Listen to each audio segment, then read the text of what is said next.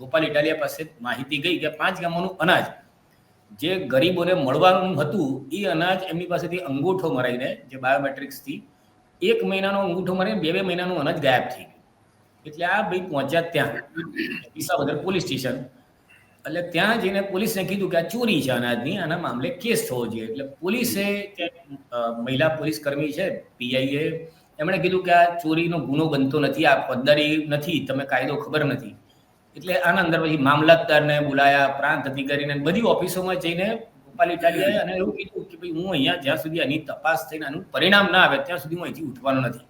એટલે એમ કરીને પોલીસ સ્ટેશનની બહાર એ મોડી સાંજ રાત સુધી તો ત્યાં સૂતા હતા. અને અત્યારે છેલ્લી મેં ટ્વીટ જોઈ, એમાં એટલું જ અપડેટ છે કે તપાસ ચાલુ છે, હજી કોઈ એનું પરિણામ આવ્યું નથી કે આ લોકોએ તંત્ર, કારણ કે એ લોકો એવું છે જો મેહુલ, હવે 2 મહિનાનું જે અનાજ છે 5 ગામ વિતરણ કરવાનું હતું, હવે ભાઈ જો એમાં કંઈ પણ થઈ શકે.